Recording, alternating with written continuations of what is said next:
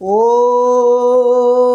पार्थाय प्रतिबोधितां भगवतं नारायण स्वयं व्यासेन ग्रथिता पुराणमुनिना मध्ये महाभारतम् अद्वैतामृतवर्षिणी भगवती अष्टादशाध्यायिनी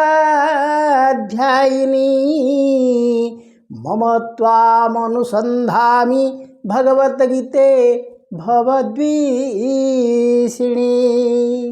नमस्ते तु व्यास विशालबुद्धे फुलारविन्दायतपत्रनेत्र जेन त्वया भारततैलपूर्ण प्रज्वालितो ज्ञानमयप्रदीपः। ॐ वसुदेवं सुतं देवं कंसचाणूरमर्दनं देवकी परमानन्दं कृष्ण वन्दे जगद्गुरुं। कृष्ण वन्दे जगद्गुरु। हरिः ओम। प्रिय सज्जन वृंद, आजिर एई श्रीमद् भगवत गीता पठन और प्रवचनर पावन परिसर को आपण मानक स्वागत जनाऊँ। आमे माने ए पर्यंत श्रीमद् भगवत गीतार प्रथम अध्याय बा जहाँ को कहा जाउछि अर्जुन विषाद योग, सही अध्यायर 25टी श्लोक पाठ करथिले। आज आमे 26 नंबर श्लोक रु 30 नंबर श्लोक पर्यंत 5टी श्लोक पाठ करिबा। ताहेले ए पर्यंत आमे जहाँ जानिथिले तार सामान्य सूचना देवाक जाई मु कहिबी जे प्रथमे जेतेले गीता पुस्तक आरंभ आमे करिथिले सेतेबेले देखिथिले जे धृतराष्ट्र संजय को गोटे प्रश्न पचारिथिले। से पचारिथिले, हे संजय, धर्मक्षेत्रे कुरुक्षेत्रे समवेता जुजुत्सवः मामेका पांडवाश्चैव किं कुर्वत् संजय। तेणु से पचारिथिले, हे संजय, धर्मक्षेत्र जो कुरुक्षेत्र सेठी मो पिला माने एवं पांडव माने पहुँची कौन कले। तार उत्तर देवाकू जाई संजय कहिले, हे महाभाग, आपणक पुत्र दुर्योधन प्रथमे जाई द्रोण को कहिले, हे विप्रश्रेष्ठ, हे श्रेष्ठ गुरु, आपण माने वर्तमान पांडवंक सैन्य सज्जा देखंतु एवं तांकर जो श्रेष्ठ वीर माने एही युद्ध रे अंशग्रहण करिसंदी से मानकु लक्ष्य करंतु। आम पटे मध्य जो वीर मान अछंदी से मानकु मध्य आपण जानिचंदी, तथापि से मानकु देखंतु, से माने सब प्रस्तुत ही अछंदी युद्ध पाई, किंतु द्रोण किछि कहिले नाही। एई परिस्थिति रे भीष्म शंखनाद कले एवं पांडव पक्षर मध्य शंखनाद शुभिला। पांडव पक्षर 18 जन श्रेष्ठ योद्धा शंखनाद कले। अपर पक्षरे कौरव पक्षर मध्य अनेक शंख एवं वीर वाद्य सब बाजी उठिला। तेणु वर्तमान समस्ते जानी पारले जे युद्ध आरंभ हो जिवो। एहा परे कौन हैला बोली कहिबाकू जाई संजय कहिछंती जे जोठू माने प्रथम श्लोक रु 19 नंबर श्लोक पर्यंत संजय धृतराष्ट्र को बुझाइले जे किपरि कि संजय धृतराष्ट्र को बुझाइले जे किपरि भाव रे शंखनाद हला एवं वाद्यनाद हला एवं युद्ध आरंभ होवार सूचना दियागला। किंतु तापर जोठू प्रकृत गीता आरंभ हेले सी होचंदी 20 नंबर श्लोक।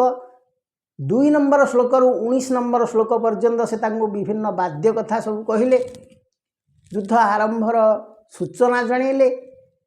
किंतु 20 नंबर श्लोक रु प्रकृत गीता आरंभ होले बोली शास्त्रविद माने कहନ୍ତି। ते 20 नंबर श्लोक रु 25 नंबर श्लोक पर्यंत आमे जहाँ पढ़ी थिले ताहा हेछि गण ना अथ व्यवस्थितान दृष्ट्वा धार्तराष्ट्रान कपिध्वज प्रभृते शस्त्र संपादे धनुर्दम्य पांडव ऋषिकेशं तदा वाक्य इदम आह महीपते सेनोरुभयो मध्ये रथस्थापयमेच्युतः जावत निरीक्षाहं योद्धुकामान् अवस्थितान् कई सह योद्धव्यम् अस्मिन् रणसमुद्यमे जुच्छमानवख्यहम् एतत्र समागताः धार्तराष्ट्रस्य दुर्बुधे धार्तराष्ट्रस्य दुर्बुधे युद्धे प्रिय चिकीर्षवः। तापर से कहउचंदी एवं उक्त्वा हृषिकेश गुडाकेशेन भारत सेनोरुभय मध्ये रथस्थापयोत्तमम् भीष्म द्रोण प्रमुखत्व सभे सर्वेषां च महीक्षिताम् उवाच पार्थ पश्येतां समवेतान् कुरुनीति। तेबे एठी कहागला जे अर्जुन तापरे श्रीकृष्ण को कहिछंदी अथ व्यवस्थितान दृष्ट्वा एहा परे किपरि भाव सैन्य सज्जा सब होइछन देखिबा पाई अर्जुन श्रीकृष्ण को कहिले मोर रथ को नहीं दुई सेनांग मध्यरे आपण अवस्थान करंतु एवं मु लक्ष्य करिवि मो सह को माने सब युद्ध करिया पई आसीछंती एवं दुर्योधनर मित्र सदृश भाव नहीं आसीछंती सेई मानकु मु टिके देखिबा पई चाहुछि। तेणु से श्रीकृष्ण तांकर कथा शुणी श्रीकृष्ण अर्जुनंकर निर्देश मानी दुई सेनांग मध्यरे नहीं रथ को स्थापन कले एवं से अर्जुन को कहिले हे पार्थ वर्तमान दुई सेनांग मध्यरे मु रथ स्थापन कली तुमे बे कुरुपक्षर सैन्य मानंको देख। तापरे आमे यह हूँ 25 नंबर श्लोक पर्यंत तापर आमे 26 नंबर श्लोक रु 30 नंबर श्लोक पर्यंत पढ़िबा जहाँकि श्रीमद्भगवत गीतार उल्लेख अछंती। ताहले कौन उल्लेख अछंती तत्र पश्यात् स्थितान् पार्थ पितृनाथ पितामहान् आचार्यान् मातृलान् भातॄन् पुत्रान् पौत्रान् सखिस्तथा श्वशुरान् सुहृदश्चैव सेनोरुभयोरपि तान् समीक्ष्य स कौन्तेय सर्वान् बन्धून् अवस्थितान् कृपया परयोविष्ट विषिदन्नदमब्रवीत् दृष्टेन सुजनं कृष्ण जुत्सुमे समुपस्थितं सिदन्ति मम गात्राणि मुखं च परिशुष्यते वेपदुश्च शरीर मे रोमहर्षश्च जायते गाण्डीव संस्त्रते हस्तात् त्वकं च परिदह्यते न च शक्नोमवस्थातु भ्रमतीव च मे मनः भ्रमतीव च मे मनः। ताहले एठी आमर वर्तमान अर्जुन आसी से दुई सेना मध्यरे जेतेबेले कौरव सेना मानंको लक्ष्य कले से सेठारे लक्ष्य कले जे सेना मध्यरे अछन्ति तांकर पितृसम व्यक्ति ता सहित पितामह अछन्ति आचार्य अछन्ति मामू भाई पुओ नाती पुतुरा श्वशुर बंधु माने मध्य अछन्ति सेमानंको देखि अर्जुन अतिशय करुणा परवश होइगले एवं सेटिके मोहग्रस्त होइगले।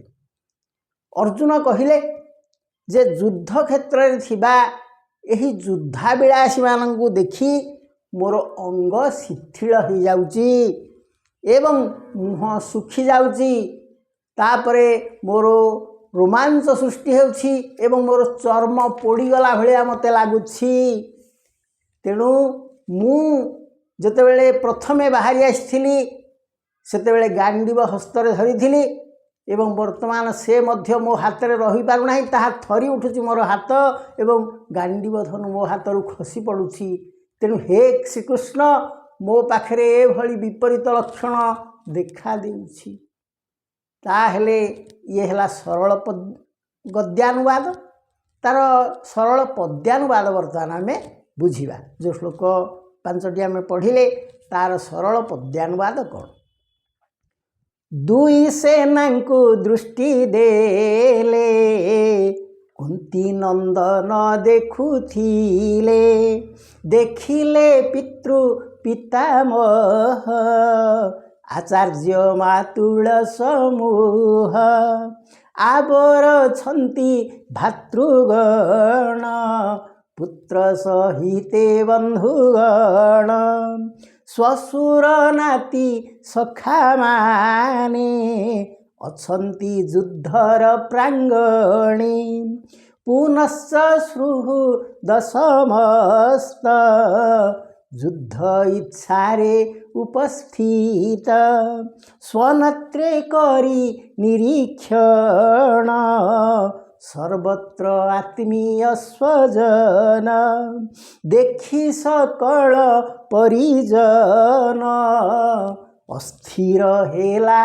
पार्थमन होइले कृपा परवश विषादे अतीब विवेश होइले कृपा परवश विषादे अतीब विवश अर्जुन बोलन्ति वचन सुन हे देवकी नंदन आमर आत्मीय स्वजन अछन्ति एहि रणांगन युद्ध इच्छारे उपस्थित देखिया कूल मोर चित एहांकु देखि मोर अंग हुई शिथिल विभंग सुखई मुह देह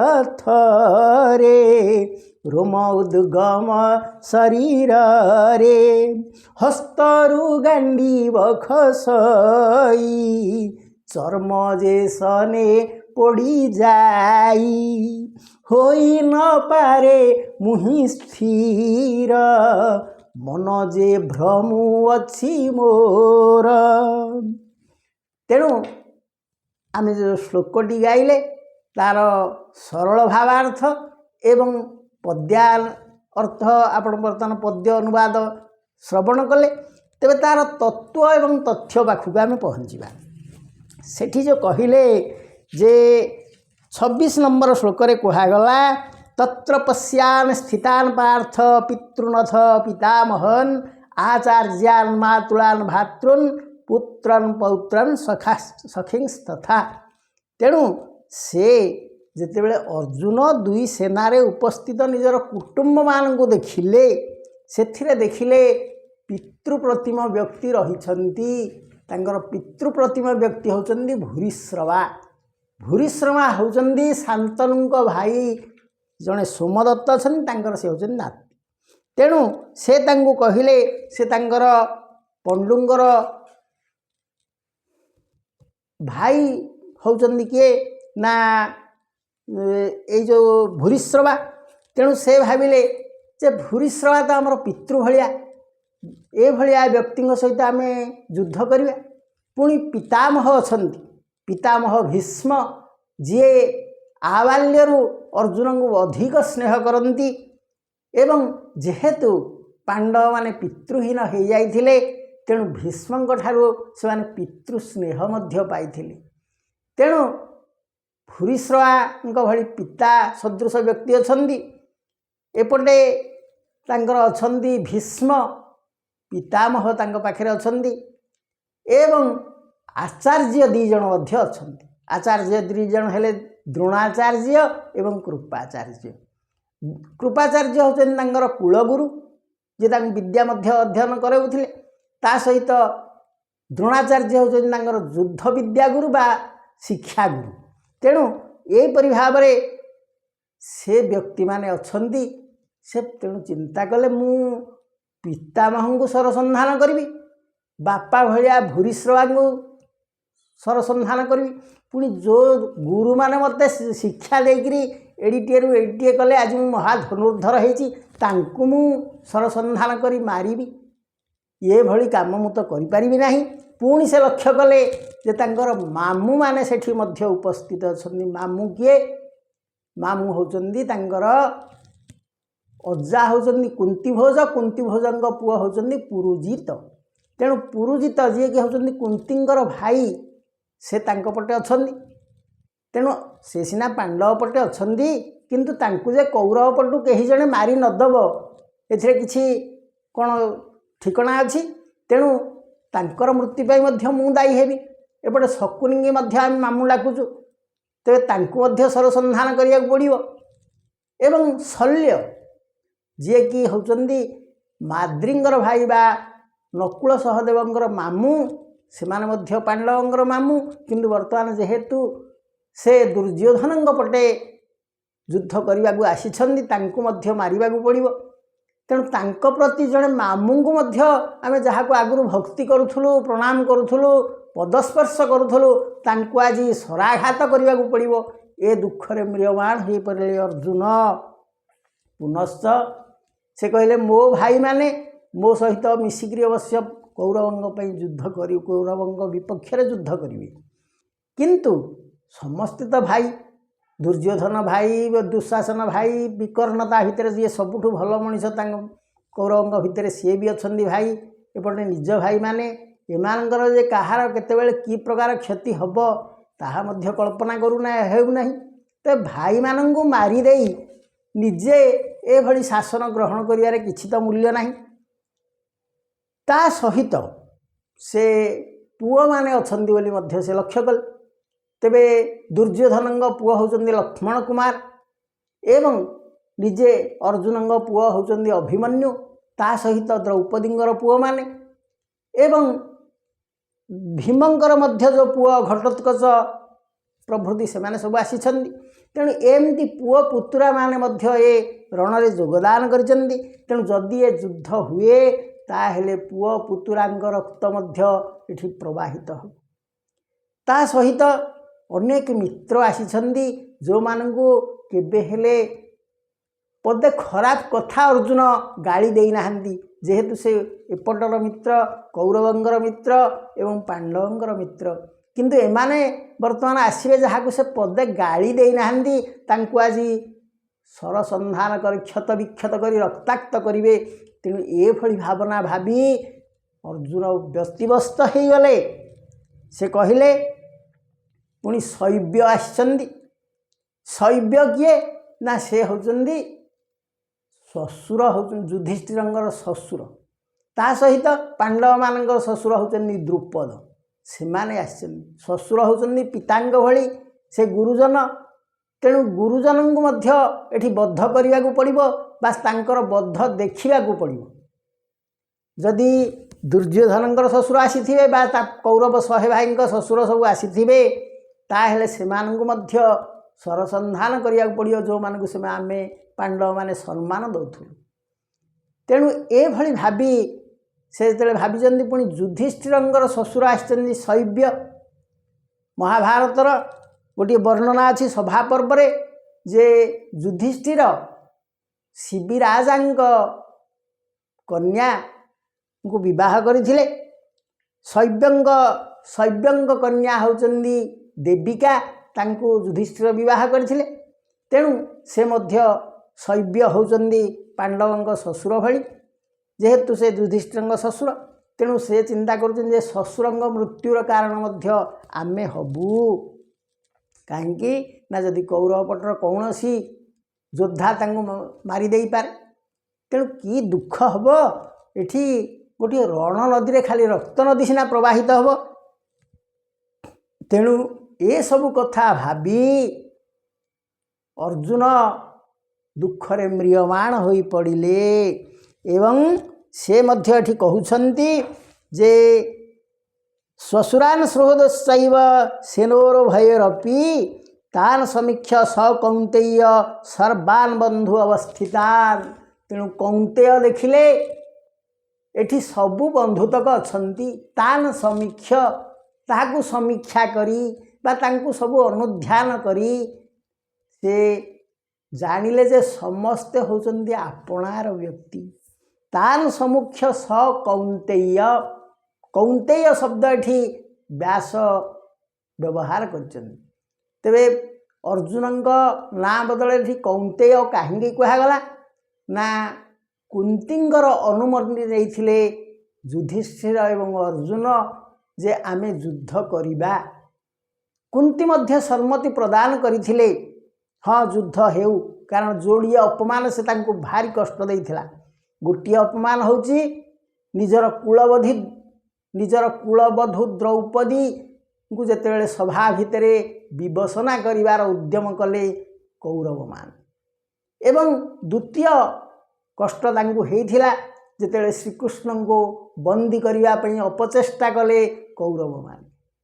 कारण श्रीकृष्ण स्वयं भगवान एवं से पांडव पक्षर दूत सदृश जाइथिले। तेणु एभली यही दुईटी अपमान माता कुंती मर्माहत व्यथित और चिंतित करथिला। तेणु से अनुमति देले हाँ युद्ध कर।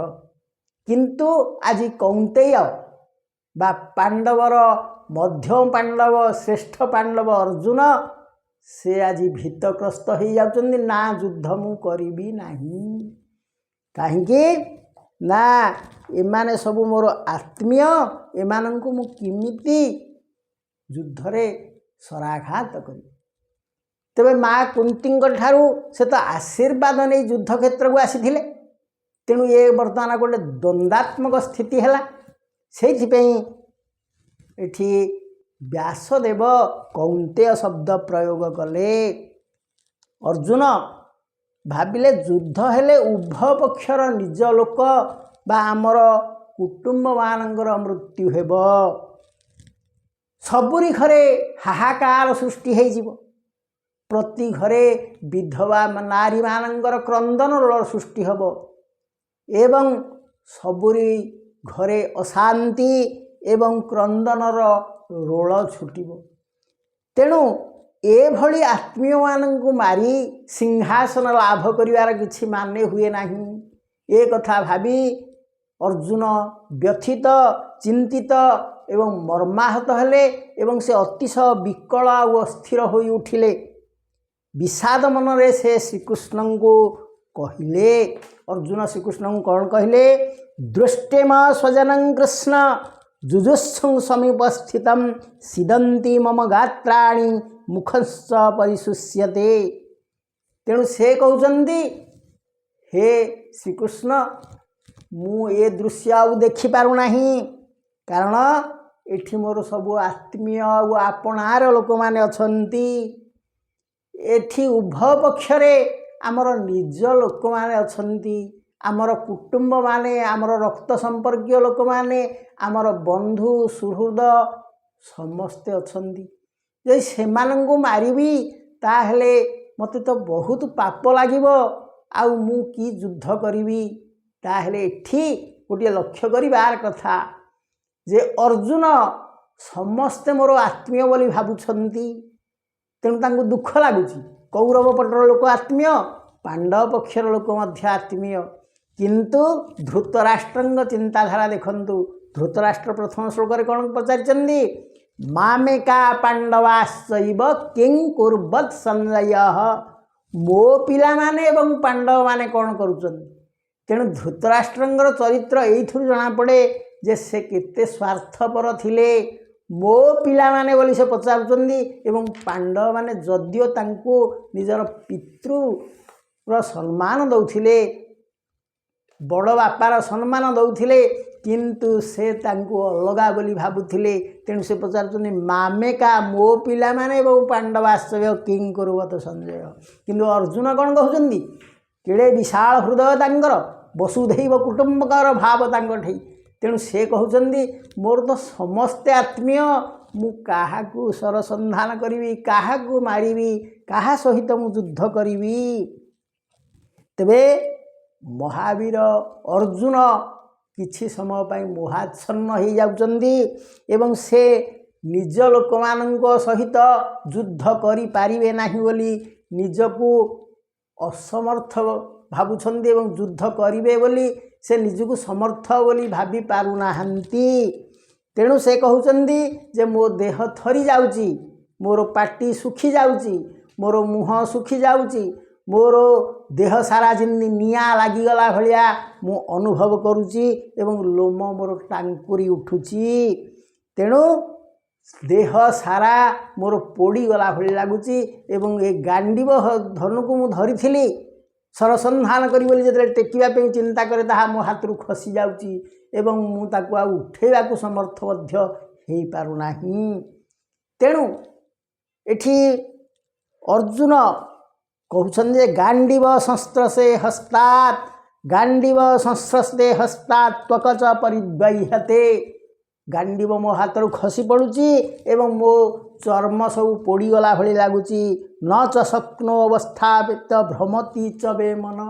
तेणु मो मन पूरा भ्रमी जाउची, मु बर्तमान पागल भलिया हो जाउची। मोर मन को मु स्थिर करि पारु नाही, मु युद्ध करिबी कि न करी मु किछि भाबी पारु नाही, कारण मो मुंड बर्तमान चक्कर खाईगला भलिया होउची एवं घूरी जाउची मोर मुंड, जहाँ को आजिकल लोक कहउछन जे मोर ब्लड प्रेशर बढ़ी जाउची एवं मु आउ वर्तमान निजुको स्थिर करी रखी पारु नाही।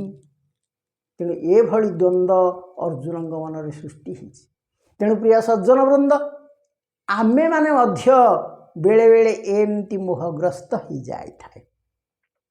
तेणु मोहग्रस्त मनीष को कौन करवा उचित कौन न करवा उचित से संपर्क रे इठी आमको गोटे शिक्षा दि जाउछि जे जड़े तार मोहग्रस्त हब ना कर्तव्य करिवो।